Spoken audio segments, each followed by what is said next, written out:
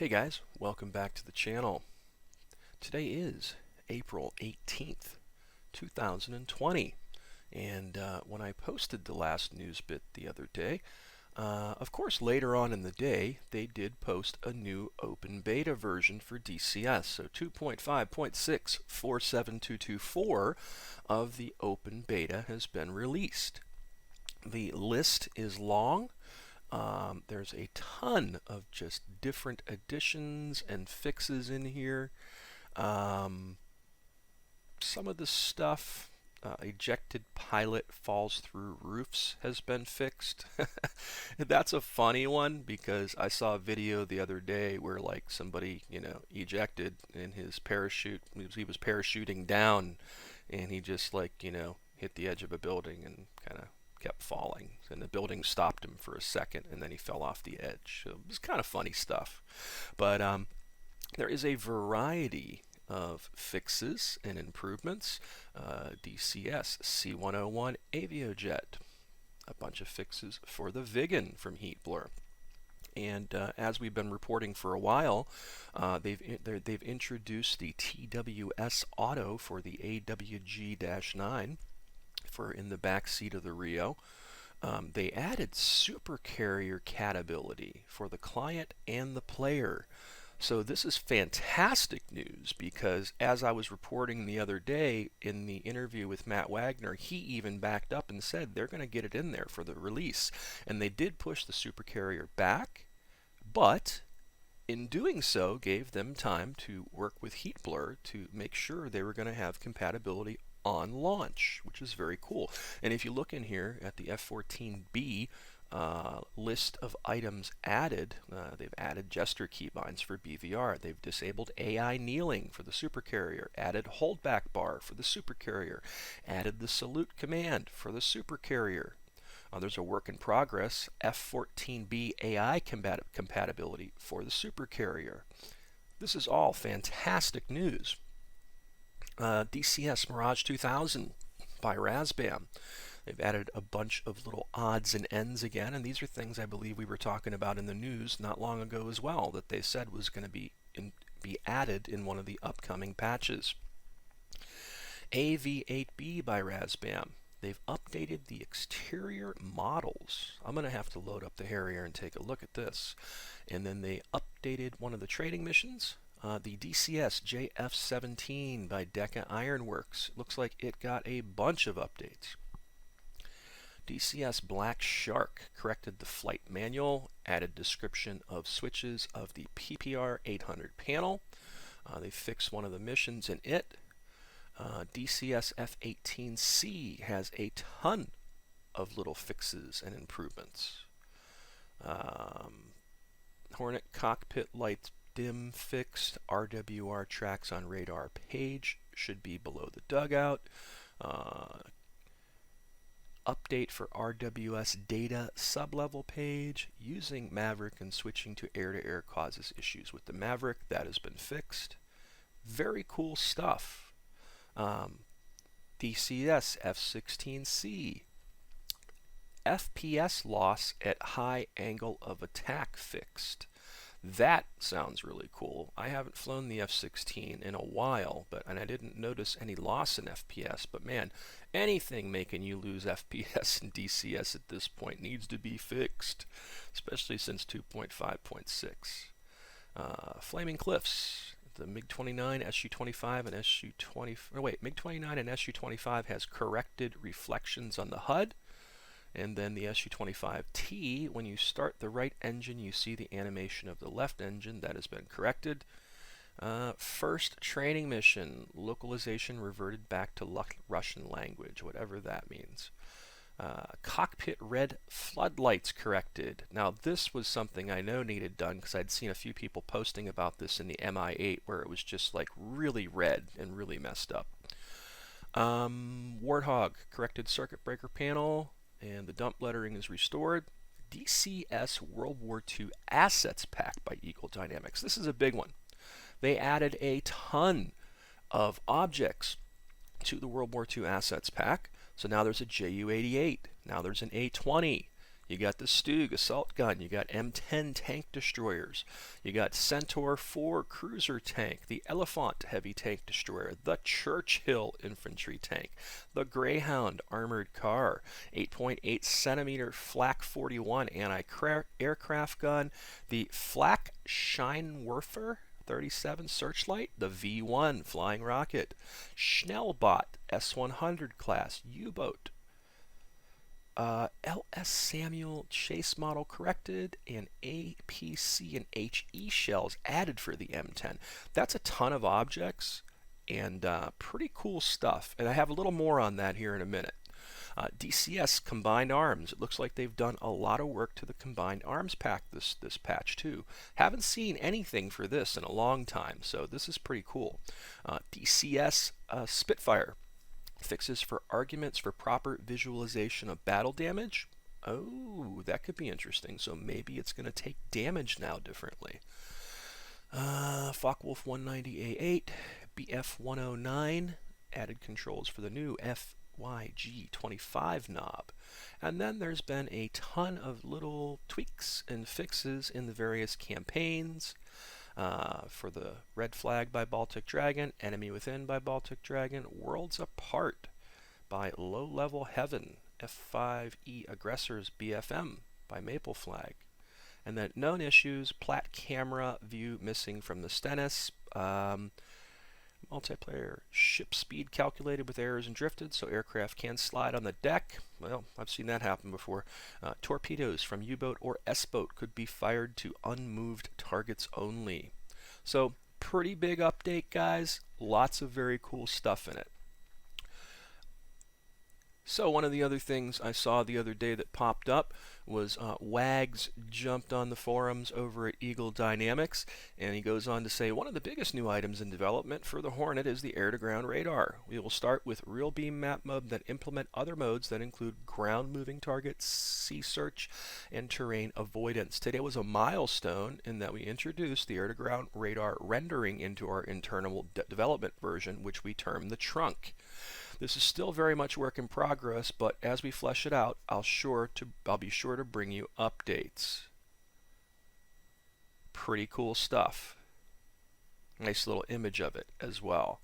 So we will have air-to-ground radar before long in the Hornet, which is fantastic news. So I did my interview with Matt Wagner the other day, and it was fantastic. If you haven't seen it yet, go back to the channel and definitely check it out. There's a link to the text version of it over at the WarGameGuru website. Lots of great news I uncovered in that. But the same day, Nick Gray, the owner of Eagle Dynamics and the Fighter Collection, did an interview with the guys over at the Grim Reapers. Fantastic interview. Fantastic. And there are different tidbits of information to be found in both my interview and theirs, my interview with Matt Wagner and theirs with Nick Gray. Very, very cool stuff. Definitely go check out this interview because it really covers a lot of ground. And again, very cool stuff. And it's nice to hear that there's so much information out there right now being filtered out about the upcoming stuff from DCS. I'll throw a link at the bottom of the video for you guys. So the guys at Deka Ironworks posted this picture of what they're up to in the JF-17 cockpit. So they've added some interesting little frosting effects to the glass and done a lot of little things. Don't forget your day-night mode switch. So there's, you know, how they're updating all the various visuals, I guess, in the cockpit and how it's handling the reflections and the lighting in general. Very cool stuff, and this should be coming in one of the future updates, I would imagine. Reflected simulations. I like this guy, what he does, man. He really does some pretty cool shit. Just the other day, he posted that now that the supercarrier was delayed, I had some free time to work on some of the early F-14A skins, such as this one from 1976, Pukin' Dogs. So I have a feeling this will be included in his campaign since he's working on these skins. And he also goes on to mention a couple days ago, I updated one of my free single missions, the Pumas, a historical bomber intercept mission over Hungary in 44. I made it a long time ago and learned a thing or two about mission making since, so I thought it was time for a facelift. So he updated the skins, more voiceovers, revised, smoother triggers, new kneeboard and briefing images, added a third flight to your formation, and the bomber formation size selection option has been added. This last one is the best part. Before you taxi, you will be required to set the size of the bomber formation that you will encounter. That's pretty cool. I haven't seen nothing like this in a DCS mission yet. So that's pretty awesome. So it says small, 24 bombers for those who use VR and a weaker PC. With the settings maxed out, should run smoothly even on a Nokia 3310. That's an interesting cell phone joke, right?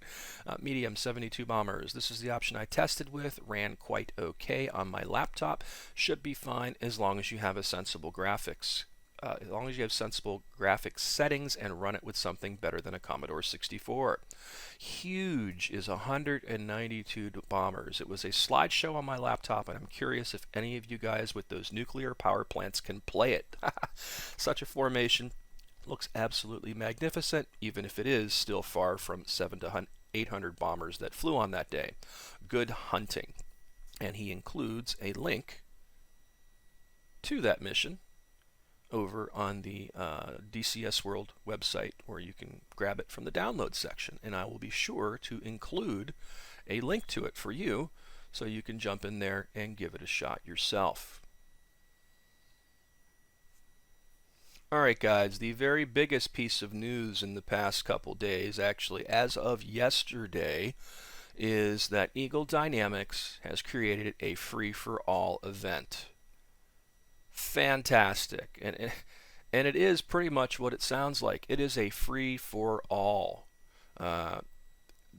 Today is the 18th. It's the last day of the 50% off sales they were having, and the last day of the free trials that they were doing. And they were offering a free trial every other day. You could fly the MiG-15 for 2 days. You could fly the JF-17 for 2 days. And they've done this for about a month now.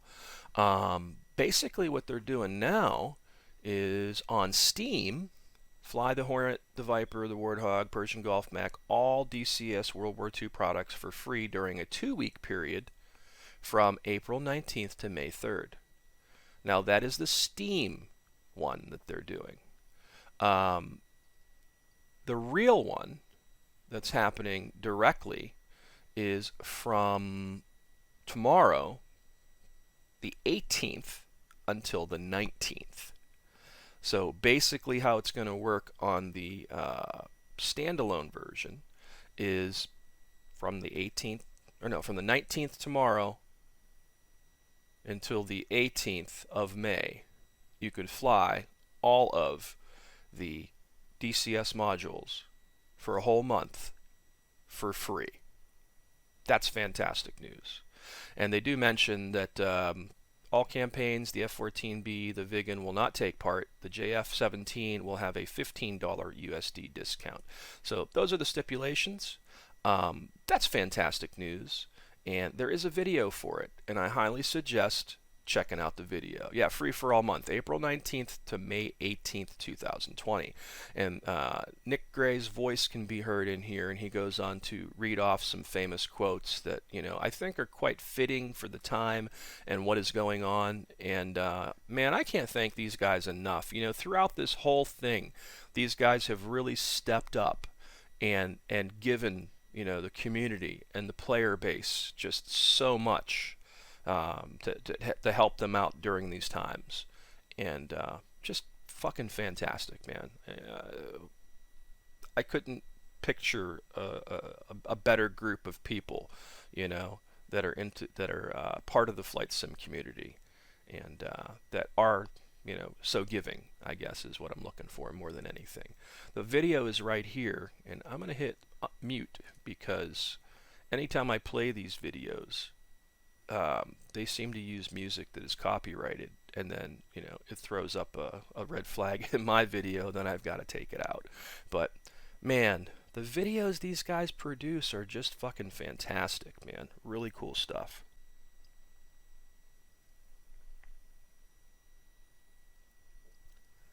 And the video itself is like 4 minutes long, which is pretty wild. But again, man, everything is going to be free to play starting tomorrow until the 18th of May on the standalone version. Like I said, right here, their announcement was about the Steam version, and the Steam version is between the 13th and 27th of May. There's a 50% discount on stuff.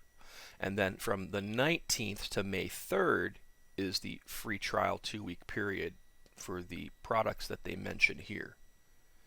So the Steam one is very different. All right, in addition, there's a development report from the guys at Deka Ironworks on the JF-17. Fixed some air-to-air radar issues, working on data link. Type 200 anti-runway bomb will be the last weapon added in the near future. The World War II assets pack. We talked about this in the Changelog that came out for the new open beta version. And pretty cool stuff, and it's going to be part of the free-for-all event as well. Definitely worth looking into. And in addition to that, they came out with a fantastic video detailing the World War II assets pack and a lot of the new units and the things that they have done. And again, fantastic video, man. The stuff that these guys do is unbelievable. Amazing, isn't it? What these guys can do. DCS really is the best looking flight simulation out there. IL-2 looks pretty damn good too, but there's a certain amount of polish and photorealism that they're able to accomplish in DCS that nobody else is doing at the moment, except for maybe Microsoft Flight Simulator. But can't drop bombs or shoot guns in Microsoft Flight Simulator. So I believe that is it for the news today, guys. That was a whole lot of stuff to cover and to mention. And as of tomorrow, jump in there and fly everything, man, in the standalone version. Knock yourself out, man. It's pretty awesome stuff, you know.